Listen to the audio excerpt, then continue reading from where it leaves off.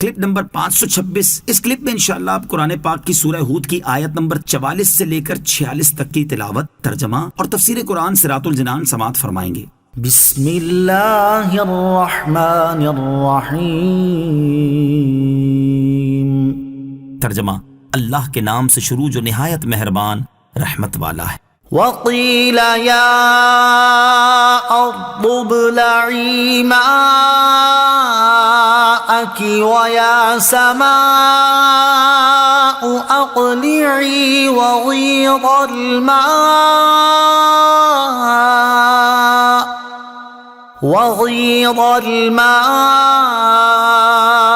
وقضي الأمر واستوت على الجودي وقيل بعدا للقوم الظالمين۔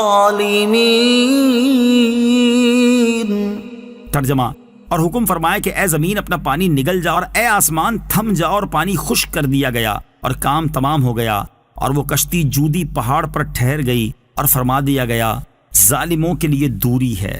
وکیلا، اور حکم فرمایا گیا جب طوفان اپنی انتہا پر پہنچ گیا اور اللہ تعالیٰ نے حضرت نوح علیہ السلام کی قوم کو غرق کر دیا، تو اللہ تعالیٰ کی طرف سے زمین کو حکم فرمایا گیا کہ اے زمین اپنا پانی نگل جا، اور آسمان کو حکم فرمایا کہ اے آسمان تھم جا، پھر پانی خشک کر دیا گیا، اور حضرت نوح علیہ السلام کی قوم کی ہلاکت کا کام پورا ہو گیا۔ حضرت نوح علیہ السلام کی کشتی 6 مہینے زمین میں گھوم کر جودی پہاڑ پر ٹھہر گئی۔ یہ پہاڑ موصل یا شام کی حدود میں واقع ہے۔ حضرت نوح علیہ السلام کشتی میں 10ویں رجب کو بیٹھے اور 10ویں محرم کو کشتی جودی پہاڑ پر ٹھہری، تو آپ علیہ السلام نے اس کے شکر کا روزہ رکھا اور اپنے تمام ساتھیوں کو بھی روزہ رکھنے کا حکم دیا۔ عاشورہ کے روزے کی فضیلت، 10 محرم یعنی عاشورہ کے دن روزہ رکھنا سنت ہے، جیسا کہ حضرت عبداللہ ابن عباس رضی اللہ تعالیٰ عنہما فرماتے ہیں رسول کریم علیہ السلام نے عاشورہ کو روزہ خود رکھا اور اس کے رکھنے کا حکم فرمایا۔ اور اس کی فضیلت کے بارے میں حضرت ابو قتادہ رضی اللہ تعالیٰ عنہ سے روایت ہے کہ حضور اقدس علیہ السلام نے ارشاد فرمایا، مجھے اللہ عز و جل پر گمان ہے کہ عاشورہ کا روزہ 1 سال پہلے کے گناہ مٹا دیتا ہے۔ وَنَادَى نُوحٌ رَبَّهُ فَقَالَ رَبِّ إِنَّ ابْنِي مِنْ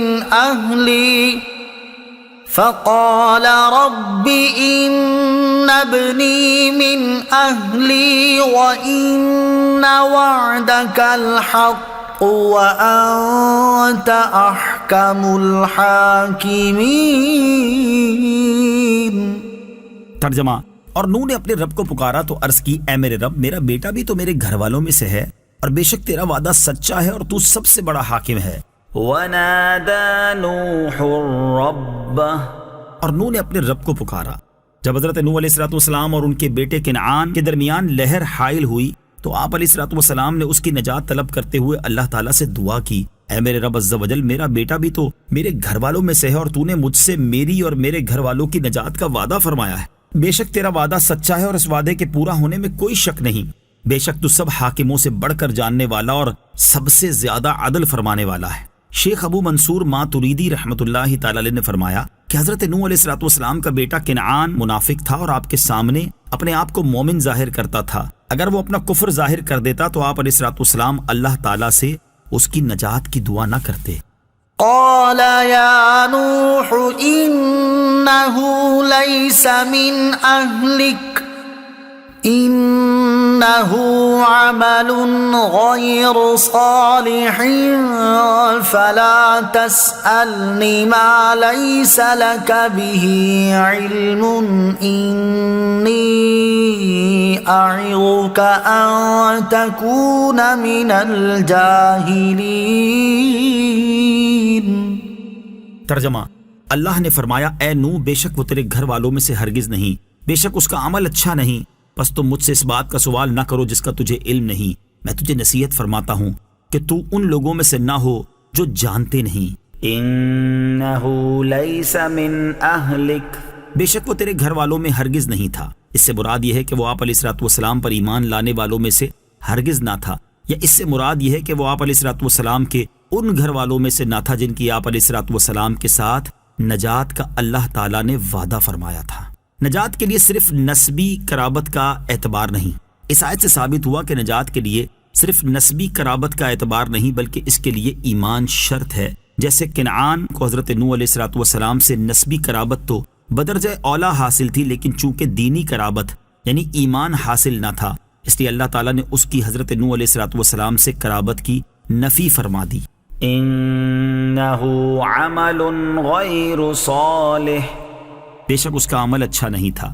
ایک قول یہ ہے کہ اس آیت میں حضرت نوح علیہ السلام کے سوال کے بارے میں کلام ہے۔ اس صورت میں آیت کا معنی یہ ہوگا کہ اللہ تعالیٰ نے حضرت نوح علیہ السلام سے فرمایا، اے نوح علیہ السلام، آپ نے جو سوال کیا وہ قبول نہیں کیا جائے گا، کیونکہ اللہ تعالیٰ صرف مسلمانوں کے حق میں شفاعت قبول فرماتا ہے، لہٰذا آپ علیہ السلام کا اپنے بیٹے کی نجات کا سوال کرنا درست نہیں۔ تنبیہ: یاد رہے کہ سوال سے منصب نبوت میں کوئی حرج واقع نہیں ہوتا، کیونکہ حضرت نوح علیہ السلام اپنے بیٹے کے اظہار اسلام کی وجہ سے اسے مسلمان سمجھتے تھے، اور انبیاء کرام علیہ السلام ظاہر پر ہی حکم لگاتے تھے۔ دوسرا قول یہ ہے کہ اس آیت میں حضرت نوح علیہ السلام کے بیٹے کے بارے میں کلام ہے۔